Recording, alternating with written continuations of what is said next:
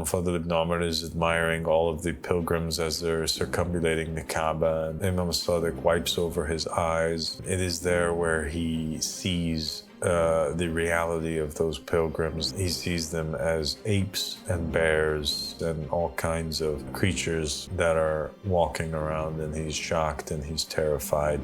And Imam Al-Sadiq alayhi salam tells him that, most of the human race, are but animals.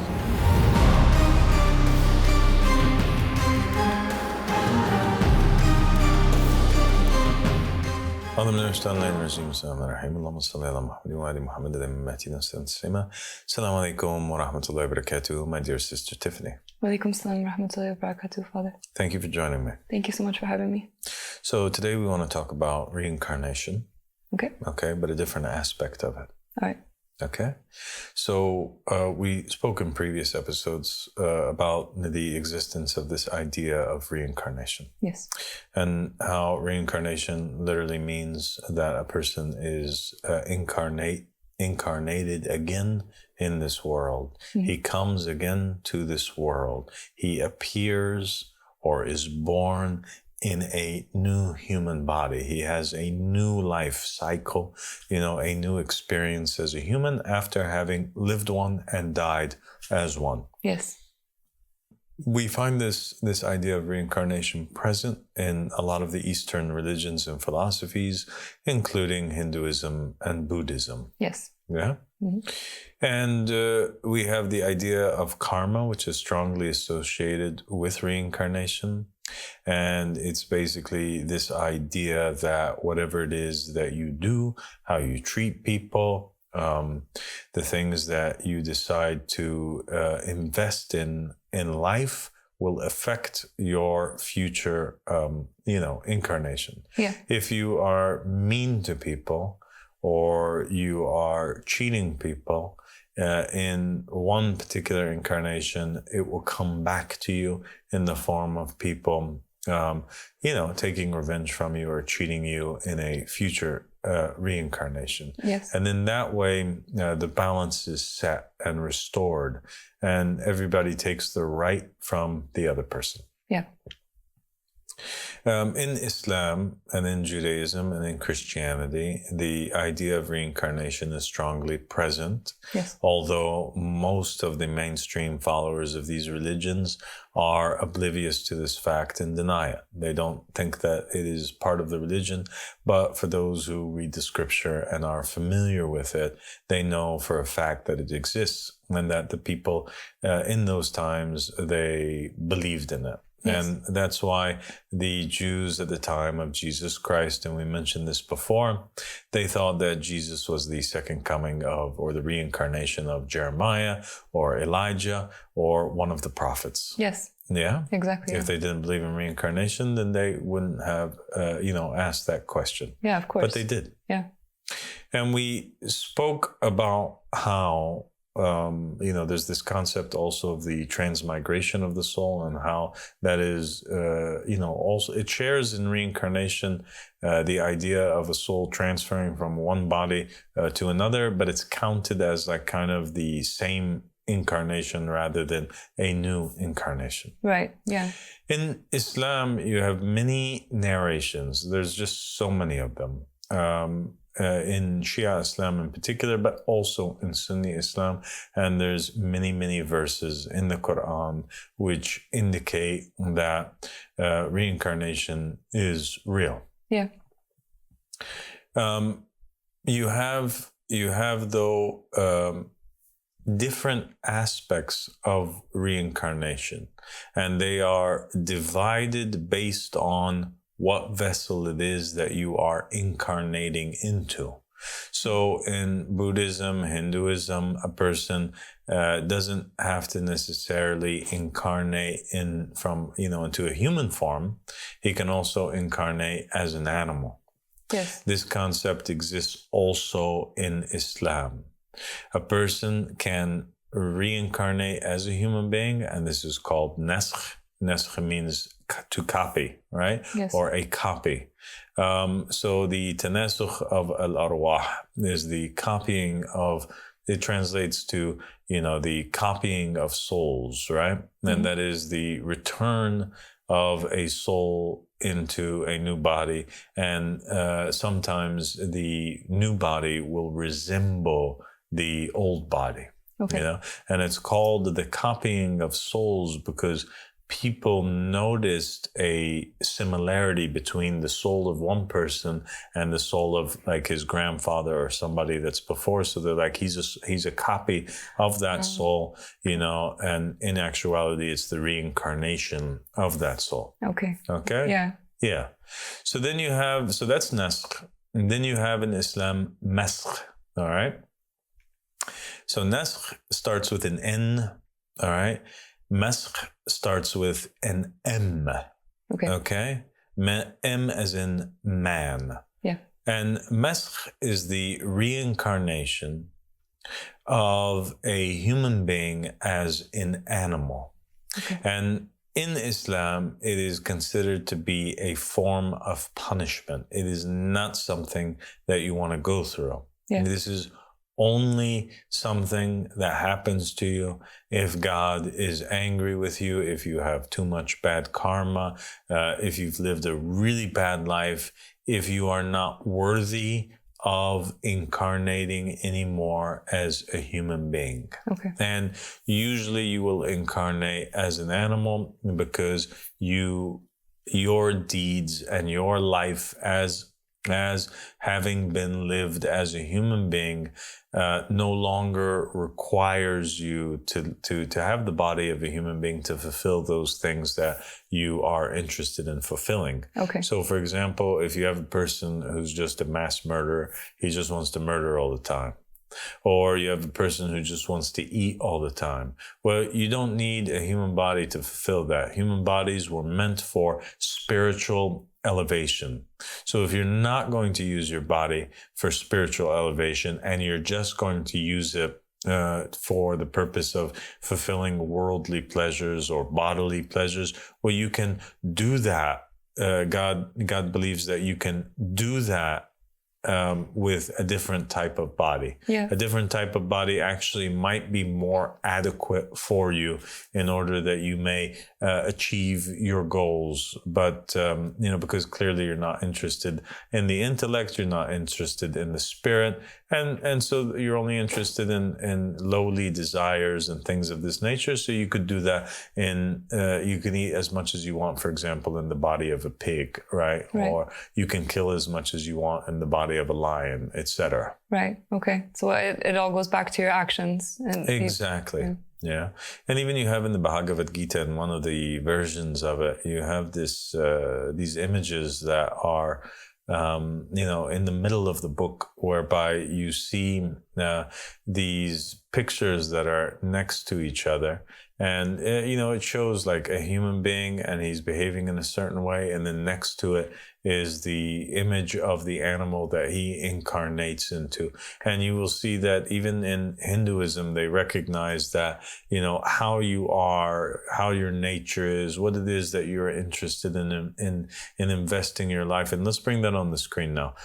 How it is that you choose to, live your life will affect where it is that you shall go. People that behave like animals return as animals. Okay. Okay. Yeah. And if you notice, one of the images here is the image of a woman who's posing, and next to it is a tree. All right.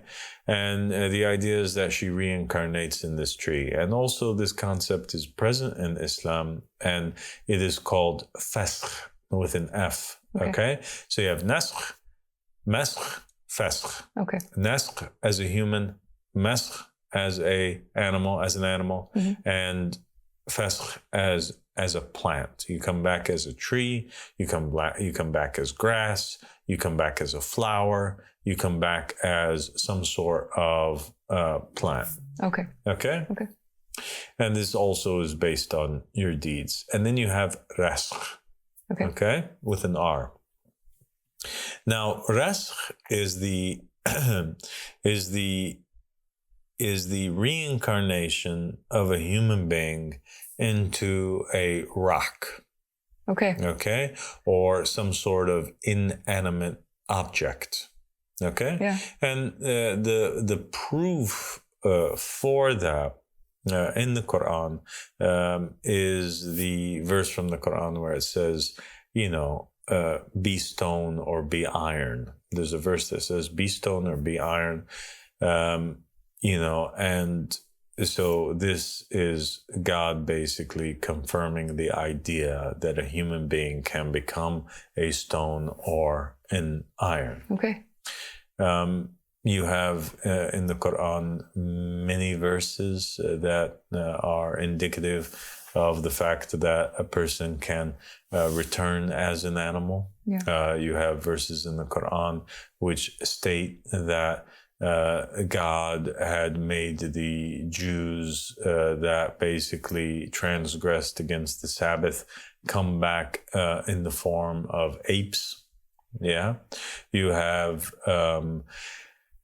verses in the Quran that basically say that there is no creature that walks on the earth except that they were nations like you. And every nation has an imam, and there are no imams for the animals. And so what that means is that all of the creatures, the animals that exist on the planet, there were human beings before that ended up becoming these animals afterwards. Wow. Wow. There's verses of the Quran which the Ahl Bayt alayhim salam have described as pertaining to Maskh. For example, the verse in the Quran where it says, it is as if they are being driven to their death while they look. And this is, the Ahl Bayt alayhim salam said it's about the cattle as they're being driven towards the slaughterhouse as they're looking on.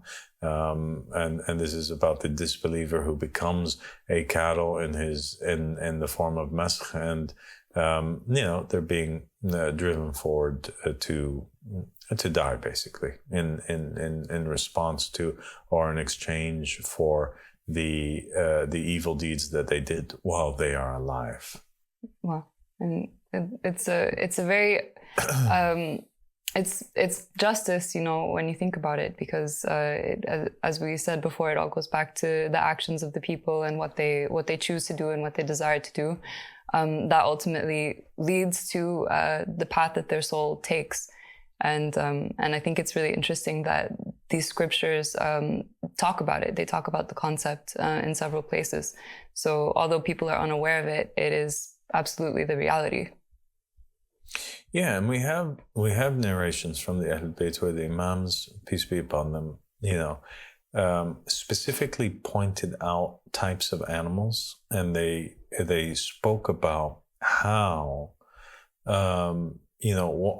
who were these types of animals, or who are the types of people that incarnate into these specific animals. Okay. Yeah, and to give you a few examples, we have the elephant, and the elephant it was a king who was a fornicator, and he wouldn't leave anything dry nor wet except that he fornicated with it, right? Okay. And so his punishment is that he ends up coming back as an elephant.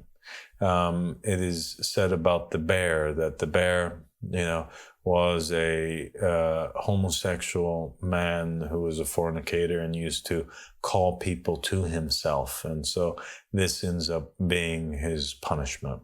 Okay. There are narrations that state that the unfaithful wife comes back in the form of a rabbit. Yeah, and that even that's the reason why when you slaughter a rabbit, they kind of make this horrific female screaming type of noise. Wow. Other narrations state that the rabbit is a woman that never used to clean herself after her period. You have narrations that state that the lizard or the iguana was an Arab murderer who used to hide on the road and just like murder people and didn't care about who it is that he was killing. So he comes back in that form. Okay. You have narrations that talk about the crab, and that a crab, because it only walks like sideways instead of walking forward, it can either only walk to the left or only walk to the right. And so the narrations state that this is a man who was married to more than one wife, and he was unequal between them. He was not just. He didn't treat both of them the same. So now he's condemned to walking this way or walking that way. Wow. You have the mosquito, who was this is a person who used to mock the prophets and the messengers. And there's a story that states that in particular the mosquito used to it was the first time that it happened. It was a man who was standing in front of Jesus and mocking him, and then he ended up becoming a mosquito. Okay. Apes are Jews who transgressed against the Sabbath. They used to pull little tricks in order that they, get around the rules of not working on the Sabbath. And in particular, one narration mentions that they were commanded not to do any work. So then they went out on Friday night and they set their nets. Yeah. Okay. So that all day Saturday, the fish would travel and get caught in their fishing nets. And then on Saturday night / Sunday morning, they would take out their nets and eat all of the food and sell all of the food that they were not supposed to gather on Saturday. But then they're using a technicality that, hey, we weren't working, we just set the nets out. So what shall we do? Okay, that's very fascinating. These are the most close to human beings, but their consciousness is just not quite there. So. Exactly. And then you have the pigs, and the pigs, the narration state, are a group of Christians. And the reason why they turn into pigs, is the narration states, is because they were begging Jesus Christ to bring down the Last Supper. They bring down the table from the widespread table from heaven, and that after he brought it down, they were the most people that were against him and hated him. So they ask for this food, this manna from the heavens. And then when Jesus reveals the manna from the heavens, they became extreme disbelievers in him. And so they were, made into swine. Yes. Okay. There's narration that state that the catfish are basically that it's a man that would call people to have sex with his wife. So swingers, people of this nature, they ended up, turning into catfish. You have other narrations that state also that they were a people from the Israelites. You have narrations that state that witches, women that practice magic, that they end up coming back as spiders. Other narrations state that they are, women that used to disobey their husbands and cause them a lot of problems and use the force of other men against them, Okay. So like maybe they would seek the help of neighbors or the help of their fathers or their brothers unjustly against their own spouses, and so that's their punishment in the end, is that they ended up coming back as that. You have the bat. The bat is a thief who would steal from people, especially dates. You have. And some narrations state that they used to steal. There were people that used to steal from the people that are making pilgrimage around the Kaaba. Other narrations also state that foxes, or wolves are people that were swingers as well, that used to call people to their wives. And then you have the peacock, and the peacock was a man who was a disbelieving man that was extremely handsome and beautiful, and he would continue to seduce a believing man's wife until he falls upon her. You know, in his next incarnation, he ends up coming back in the form of a peacock, which is something beautiful to look at, but it has, you know, its eggs are not eaten and not touched. Okay. Wow. You have narrations about about Nebuchadnezzar and how Nebuchadnezzar was turned into Maskh, and he ended up incarnating into the form of a lion.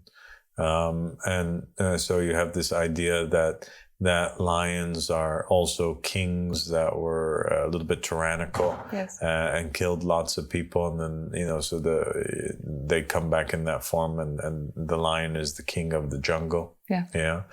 And so those are just merely a few examples from the narrations of the Ahlul Bayt alayhim salam about how, you know, and why somebody would come into the form of an animal because of these types of deeds. Yeah, there's so many. There's just so many, and the stories of how the actions directly correspond to the condition that you end up in is really interesting.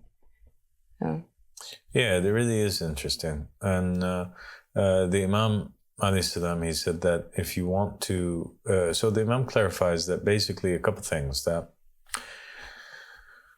he clarifies that not all animals are necessarily people that are being, that are coming back into a human form. All right? Okay. And that's part of the reason why we eat meat, though. Okay?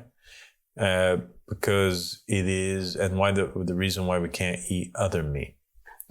So in Al-Haft Al-Shareef and in some of the other narrations of the Ahlul Bayt, it is permissible for every nation to eat from the meat that is of the sins of its own nation.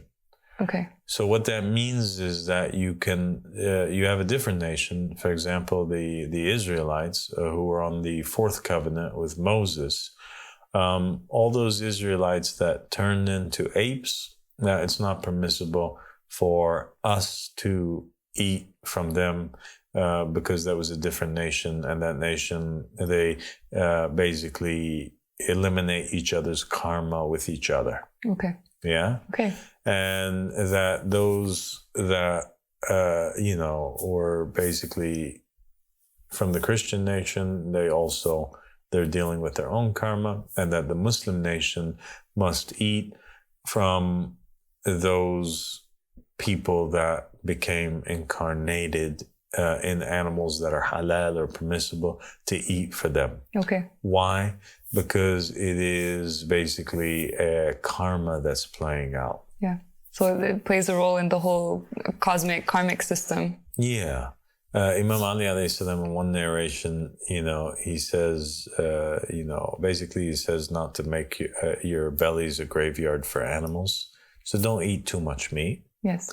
And in another narration, he was talking about people that are eating birds or meat or things like this. And he says, how many times do I see somebody eating their aunt or their uncle or their father or their mother or, their brother or their sister or their former friend? It's very disturbing. Yeah. So it would be like somebody who hurt you in one incarnation and did something really bad to you, and in order that sin that's between you and him, because God is just. Yes. There are two types of justices, two types of rights that must be protected, right? Mm-hmm. So anybody who commits a sin, he's sinning against God, but he's also sinning against, either himself or another human being. Yeah. So all sins that are against God, God can forgive those. Okay, between you and God. Anything between you and God, that's the idea. God can forgive. Okay. Any sins that a person commits against his own self, well, that's for himself to forgive. Right. Okay? And I'll give examples of what I mean. And any sin that is against another human being, either the human being has to forgive you or the karma has to play out. Okay. But it has to be resolved somehow. It has to be resolved somehow. And for that reason, the Quran talks about a lesser punishment and a greater punishment. Yes. And the greater punishment is thought to be heaven, and hell, basically. The punishment being hell, the reward being heaven. Yes. Okay? Yeah. That's the greater judgment. That's the greater punishment and the greater reward. Yeah. So those people whom after all of their incarnations, because everybody after a certain amount of incarnations, they have to stand in front of God and be judged. All of those people are being judged only at that point for the sins that are between them and God.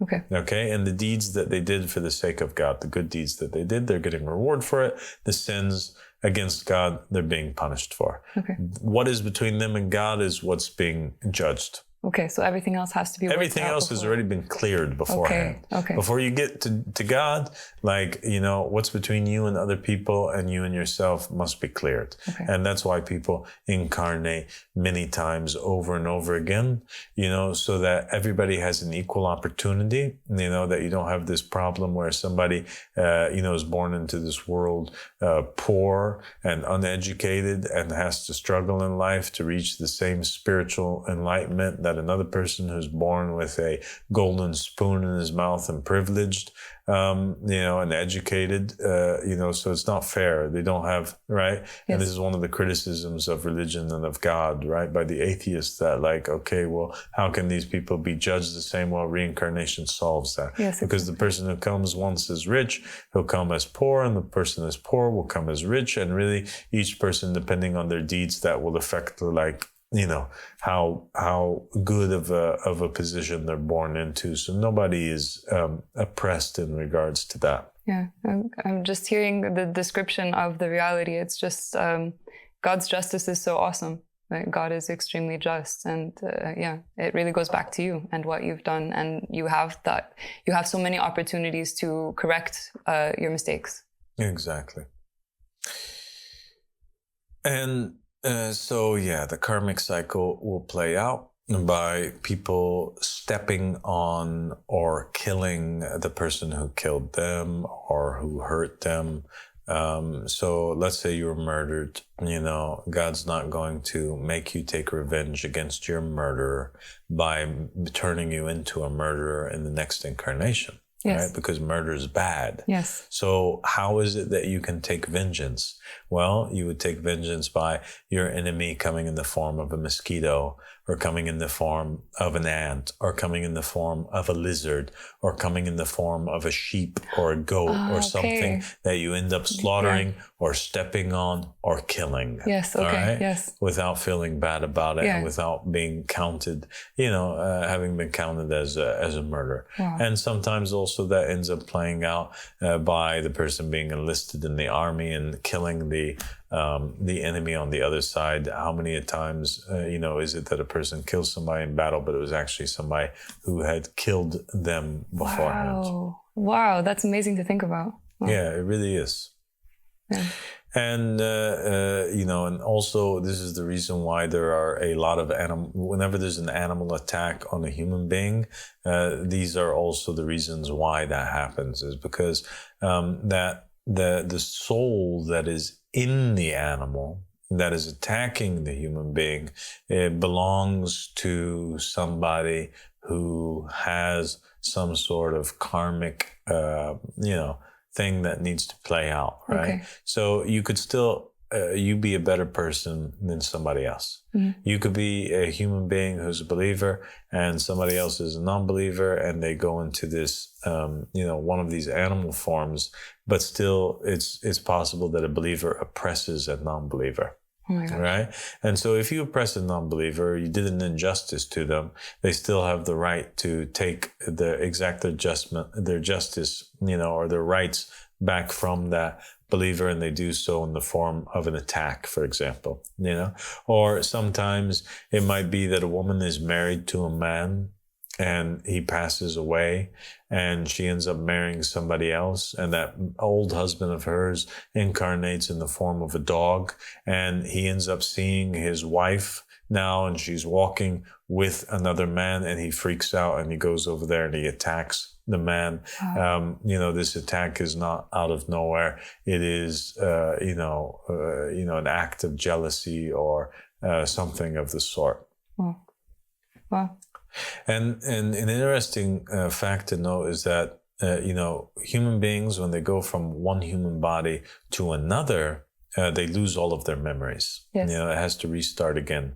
But when they go into animal form, they retain their memories from their previous incarnations, because it's a punishment, and it wouldn't be a punishment if they didn't remember that they used to be human beings, and they didn't remember, their previous lives. Okay. So part of the punishment is that the soul that's in there remembers. So you see an animal walking around, and it's fully aware that it used to be a human being. And fully aware, but incapable of expressing that awareness. That's like imprisonment. It is imprisonment. Yeah. Now, there are much more animal and insect bodies and bird bodies and fish that exist on the earth. Then there are souls that need to be placed inside of these vessels. So so every species of animals has in there, members that have souls of human beings that are being punished in there, but not no entire species. All of them, are people that are being punished. Okay. So not all chicken are reincarnated humans, but some chicken are. Not all dogs are reincarnated human, but some dogs have the souls of human beings, and etc. Okay. One of the ways that you can tell if an animal has a human soul or not is how they have intercourse. Sometimes you'll come across videos of people that have been weirded out by filming their pets behaving in a way sexually with one another that only human beings behave. Okay. And or act like, or perhaps they have certain types of behaviors, the way that they walk, or the way that they're hopping or standing or behaving. It is resembling human behavior more than animal behavior. It's too weird. Okay, yeah. Yeah. It's this mix of like human consciousness and animal body alarming. That would be a sign that pet or that animal body is inhabited by a human being. Okay. Okay. It's fascinating. Yes, it is. And so, and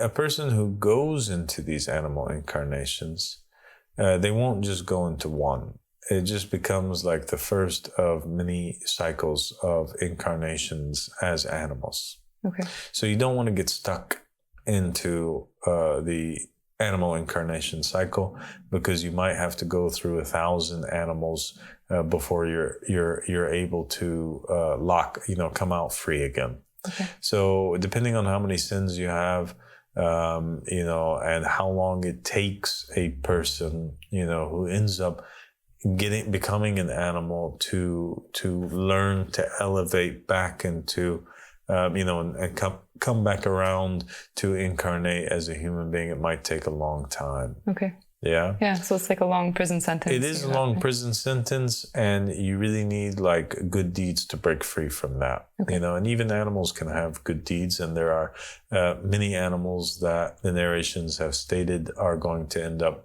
going into paradise, and no animals go into paradise, only humans do. And for that reason, these animals would have incarnated in human form before reaching in the end, to paradise or, okay. Yeah. Okay. Wow. Yeah. And one example of that is Wahshi, the warrior who murdered the uncle of the Prophet Muhammad sallallahu alaihi Hamza, son of Abd al-Muttalib. This guy, he after, even though he embraced Islam, the karma had to play out. Okay. And he had to pay for all of the murders that he did, and most importantly, for the pain that he caused the Prophet Muhammad by murdering, his uncle and consuming his body parts. Okay. And so what had to happen? He incarnated into animal form, and continued to incarnate into animal form. And that's a scary one, because it shows that even if you, believe in the true path or the true religion, the karmic debt has to be paid off.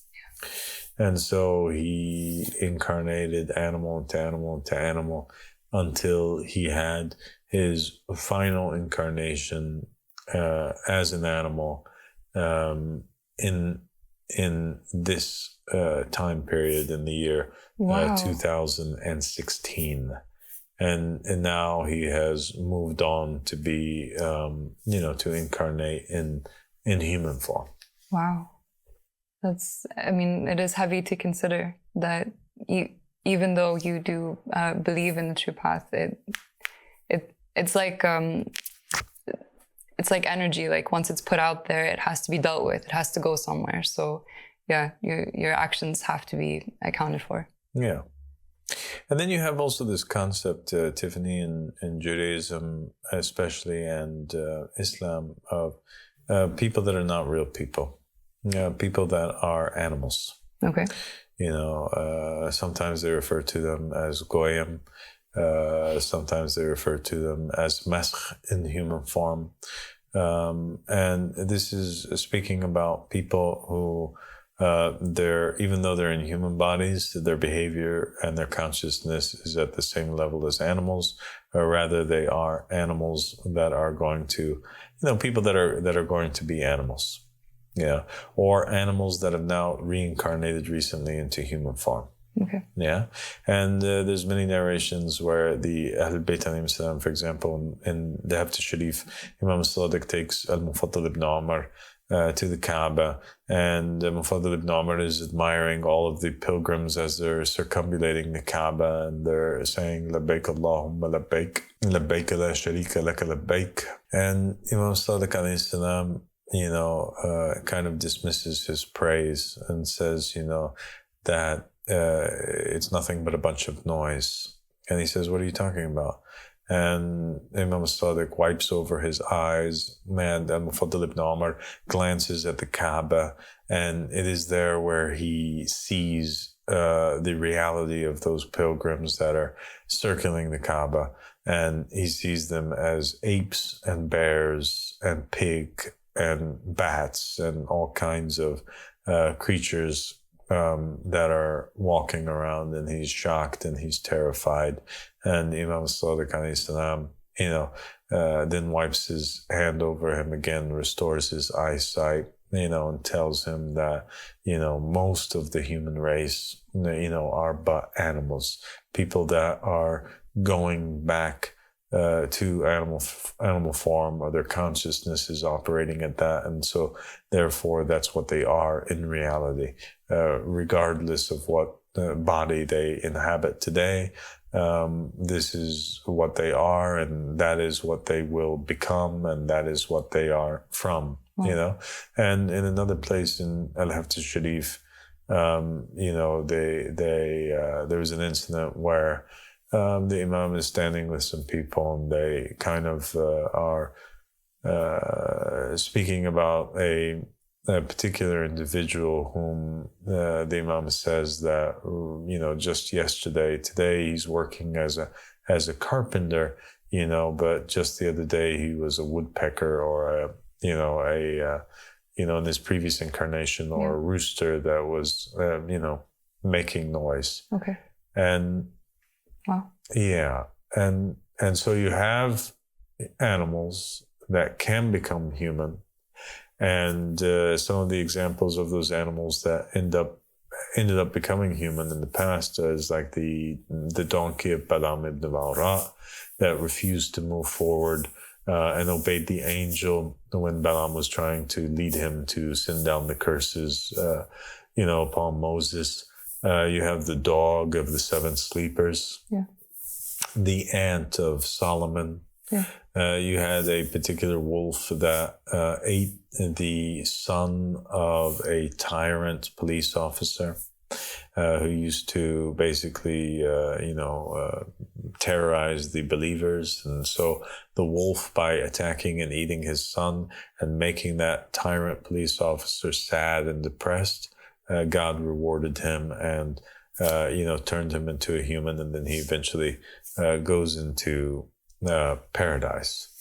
You have the whale of Jonah, also same case. And so all of these, the animals that do good, or serve mankind in one way, shape, or form, they can eventually end up in paradise. So I know a lot of people, they wonder, will my pet be in paradise? It depends, really. Not all pets will be in paradise. Some pets will.